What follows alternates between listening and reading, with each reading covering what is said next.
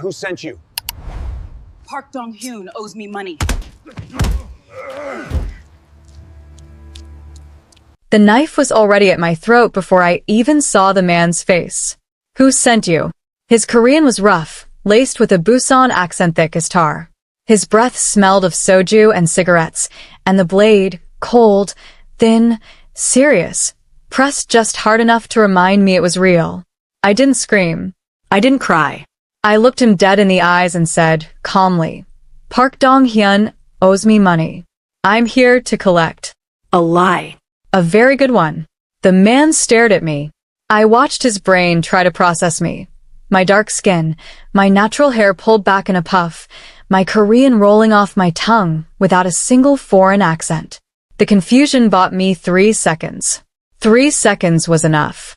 I grabbed his wrist, twisted hard the way my uncle taught me in Accra when I was 12, and the knife clattered to the floor of the alleyway behind Club Heukryong. He lunged. I stepped sideways, shoved him into the wall, and walked away fast. My name is Zara Osei-Kim. I am 28 years old. My father is Ghanaian. My mother is Korean. And 3 days ago, my little brother Juno disappeared into the belly of Seoul's most dangerous criminal syndicate. I am not the police. I am a trauma nurse at Severance Hospital. But tonight, I am something else entirely. Before I go any further, if you're new here, please subscribe, hit the like button, and drop a comment telling me where you're watching from. This story is just getting started, and trust me, you do not want to miss what happens next. Juno was 23. He was funny, loud, the kind of boy who laughed too hard at his own jokes and cried at animated films. He was also reckless. He borrowed 5 million won from a man named Park Dong-hyun, a mid-level collector for the Heukryong Syndicate, to pay off a gambling debt he'd been hiding from me for 8 months. When he couldn't pay it back, they took him. Not to the police. Not to a hospital. They took him somewhere inside their world, and they left me a single voicemail. It was Juno's voice, but the words weren't his. Too flat. Too rehearsed. Nuna, don't look for me. I'm Fine. Just let it go. Juno has never once in his life called me Nuna without following it with some ridiculous joke. The silence after those words told me everything. I spent 1 day being terrified. Then I spent 2 days building a plan. The Heukryong, Black Dragon, ran their operation through a network of nightclubs, loan offices, and real estate fronts across Gangnam and Itaewon. Their flagship club was where the money moved, where the powerful came to be seen, and where information lived if you knew how to listen. I applied for a hostess position using a name that wasn't mine. I dyed nothing, changed nothing, performed nothing. I walked in exactly as I was, Afro-Korean, tall, composed, and I watched their faces decide I was either an exotic novelty or a complete fool for walking through their door. They hired me on the spot. Novelty, then. What they didn't know was that in the trauma bay, I read people for survival. I know what a man looks like when he's hiding pain. I know when someone is performing calm. I know the exact moment a body shifts from controlled to dangerous. The underworld I was learning was just a trauma bay with better lighting. My first night inside Club Heukryong, I kept my head down and my ears open. The music was loud, that deep electronic pulse that vibrates in your sternum, and the room smelled of imported whiskey and ambition.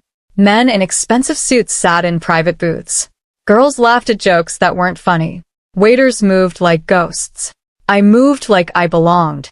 By midnight, I had identified 3 men who seemed to report to someone they never directly looked at, a habit of people trained to be invisible around power. By 1 a.m., I had located the back corridor that servers were explicitly told never to enter.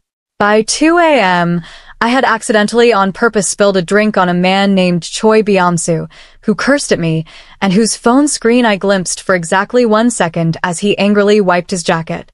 1 second was enough. I saw a name on his messages. Room 4. Cargo confirmed. Gotta go. My stomach turned to ice. I finished my shift. I smiled at every person who looked at me like I was scenery. I walked out at 3 a.m. into the cold Seoul air and stood on the pavement and breathed until my hands stopped shaking. Then I called the only person I had told about any of this. Tell me you didn't do anything stupid. said Detective Shin Mairi. Her voice was always dry, always tired, like a woman who had been disappointed by the world for so long she'd made peace with it. I did several smart things that might look stupid from the outside. A pause. Zara. He's there, Mairi. They're calling him Cargo. Another pause. Longer this time. When she spoke again, her voice had dropped half an octave. How certain are you? Certain enough. You need to get out. Right now. If they made you, they didn't make me. They see exactly what they expect to see. A mixed girl who needed a job. I started walking, keeping my pace even normal. Nobody looks twice at the woman they've already dismissed. Silence on the line. Then, you're going back in tomorrow, aren't you? It wasn't a question. Yes, I said. And I need you to find out everything there is to know about a man named Choi Byamsu before I do. Choi Byamsu was not who I thought he was. Mairi called me at 7 a.m. with a voice that meant bad news wrapped in worse news. He's not just a mid-level manager, Zara. He's Heukryong's logistics head. Everything that moves in and out of their operation, people, money, product, goes through him. I sat up in bed. People. My mouth went dry. Mairi, if Juno is being moved, then we have maybe 72 hours before he's beyond Seoul, beyond Korea. She let that land. I'm working on a warrant, but the judge assigned to Heukryong cases has a history of sudden illness whenever the paperwork gets close. Her laugh was short and humorless. Imagine that. So we're on our own. I'm a disgraced detective with a desk job and 1 foot out of the force. You're a nurse playing spy. So yes, essentially, a beat. Be careful tonight. I hung up and stared at the ceiling of my small apartment, the one Juno used to make fun of because the kitchen and the living room were technically the same room. He used to sit on my counter eating ramen and telling me about whatever girl he was chasing that week. Loud, stupid, warm, impossible boy. I was not leaving Seoul without him. I went back to Club Heukryong that night. Same face, same puff of hair, same steady walk.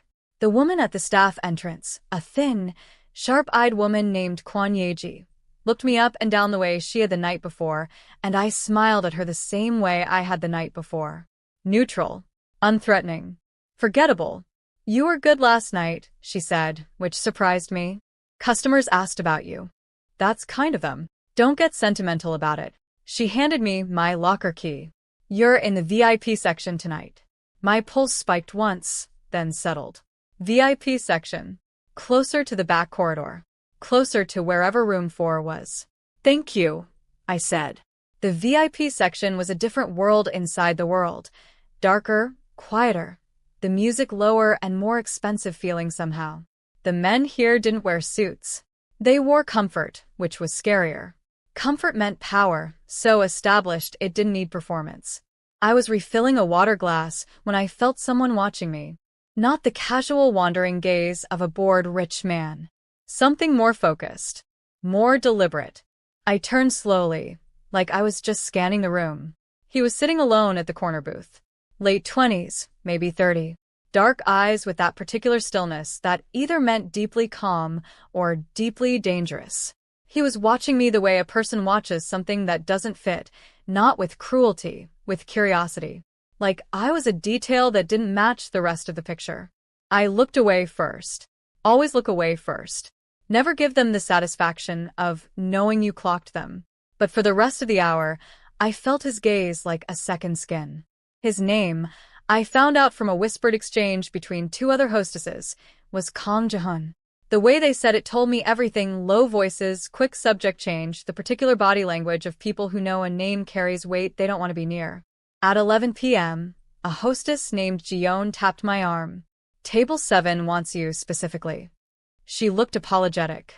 Jae-hun SSI. I squared my shoulders, walked to his table, sat down across from him with the professional ease I had watched the other girls deploy like armor. I'm told you asked for me, I said in Korean. He studied me. Up close, his face was harder to read than I expected. Most people are open books if you know what to look for: tension in the jaw, micro-expressions at the eyes, the way a hand rests. Jae-hun gave me almost nothing. You're new, he said. 2 days. You're not afraid. Of what? This place.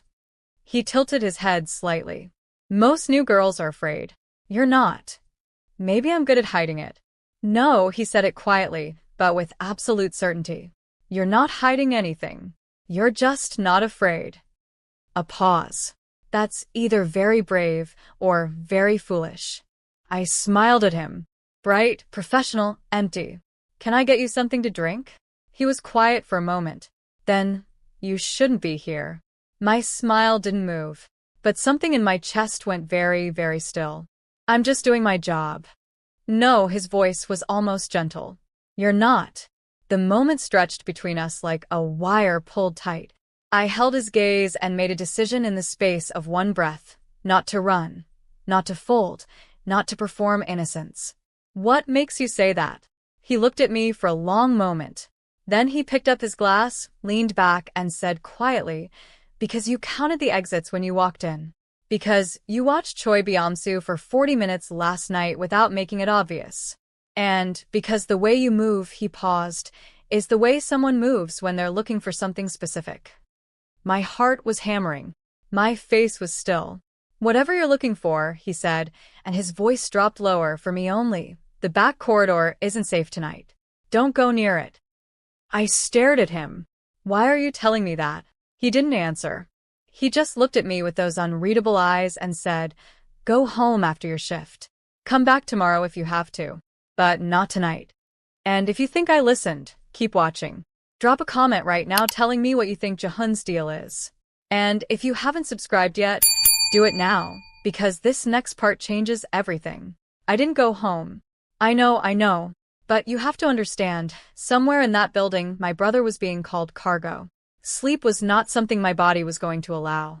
I waited until 2 a.m., when the club thinned and the staff moved slower and the security rotation became predictable, because security rotations are always predictable, if you watch long enough. I changed out of my hostess clothes in the bathroom, pulled on the plain dark clothes I'd folded into my bag, and I walked into the back corridor, like I was supposed to be there. Confidence is the best disguise ever invented. The corridor was long, fluorescent lit, lined with locked doors. My shoes were silent. My breathing was controlled. I counted doors. 1, 2, 3, stopped at 4. Put my ear against it. Silence. Then, faint, the sound of movement. A shift of weight. A person trying to be still and not quite managing. Juno. I whispered against the door. In Korean. Junoja. It's me. A sharp intake of breath from the other side. Then, Nuna? His voice was wrecked, dry, cracked, the voice of someone who hadn't had enough water and too much fear. Nuna, what are you? How did you? Stop talking. Is there anyone in there with you? No. No, I'm alone. They chained, he stopped. My ankle. They chained my ankle to something. I tried the door. Locked, standard padlock, external. I pulled the bobby pin I had put in my pocket 3 hours ago because I had been watching YouTube tutorials on lockpicking for 2 days like a woman who had completely lost her mind. My hands were shaking. Nuna. Juno's voice through the door. Low, urgent. Nuna, listen to me. These people, they're not just loan sharks. They've been talking about me like I'm... Cargo. I know. The pin clicked. Didn't catch. I tried again. I know, Juno. I'm getting you out. You shouldn't be here. He sounded terrified. If they find you here, then I will deal with that when it happens. Click. Still nothing. Just keep talking to me. I'm sorry, he said, and his voice broke on it. Nuna, I'm so sorry. The debt, I should have told you. I was so ashamed. I thought I could fix it myself, and then it just... Junho. My voice came out softer than I expected. We're going to fight about this for the rest of our lives. I promise you. But not right now. The pin shifted. Something moved inside the lock. Right now I need you to be ready to run. The padlock clicked open. I pushed the door, and there he was. Thinner than 3 days ago should have made him. Wrists raw, hair disheveled, eyes wide, and wet when he saw my face. He made a sound I will never in my life forget. Half laugh, half sob. How are you real right now? I crossed him fast. The chain on his ankle was a zip tie situation, not chain, thankfully heavy duty, but I had trauma scissors in my bag because I was a nurse who had started treating this like a medical emergency, which in a way it was. I cut it in 4 seconds. Can you walk? Yes. Yes, I can walk. I pulled him up. He was unsteady, but upright. I wrapped his arm over my shoulder and turned for the door, and Kang Jae-hun was standing in the doorway. I froze. Junho Tensed. The three of us looked at each other in the fluorescent silence of that corridor. I told you not to come back tonight, Jae-hun said. He wasn't angry. He sounded almost tired. I don't take instructions well, I said. My voice was steady. My whole body was ready to fight, to run, to do whatever the next 10 seconds required. Are you going to stop us? He looked at Juno. Looked at me. Something moved across his face, not a micro-expression, something bigger, something that cost him. There's a service exit at the end of this corridor. Left, then left again. There's one guard. He takes a smoke break at 2:15. He checked his watch. You have 4 minutes. I stared at him. Why? Because I know what it is to have someone you love disappear into this place. His jaw tightened once. And I know what it costs. He stepped back from the doorway. 4 minutes, Zara. Don't waste them. We ran. Left, then left again, exactly as he said. The guard's post was empty, the faint smell of cigarette smoke drifting from somewhere outside. We hit the service exit door. It opened, and the cold Seoul night air crashed into us like a wave. We didn't stop. We ran 3 blocks, 4, until we turned into a side street, and I pulled Juno into a doorway, and we both pressed our backs against the wall, breathing hard, hearts enormous in our chests. Then Juno started crying. Real, ugly, full-body crying. He folded in half, and I caught him, and we stood there in that dark Seoul doorway, 2 Osei-Kims, half Ghanaian, half Korean, wholly terrified, and I held my baby brother and let him fall apart because that's what you do. You hold the people you love while they come back to themselves. I've got you, I said. I've got you. You're okay. It took a long time for him to stop shaking. It took even longer for me to stop. We still didn't know what Jae-hun wanted in return. We still didn't know how deep the Heukryong's reach went, or whether Choi Byung-soo would come looking. Myri called at 2:47 a.m., and when I answered, she just said, "Are you alive?" And I said, "Yes, and so is Juno." And she said a word I won't repeat here, but it expressed exactly how she felt. I survived the Korean underworld that night with no weapon, no backup, and no guarantee. Just the knowledge of my brother's voice through a locked door, and the stubborn, unbeautiful, unbreakable thing in my chest that refused to leave without him. That's the only thing that was ever enough. It always will be. If this story moved you, please like this video, subscribe, and leave a comment telling me what you felt in that final moment, because Zara and Juno's story is far from over. Jae-hun's silence has a price. The Heukryong doesn't forget. And Zara? She's just getting started. See you in the next one.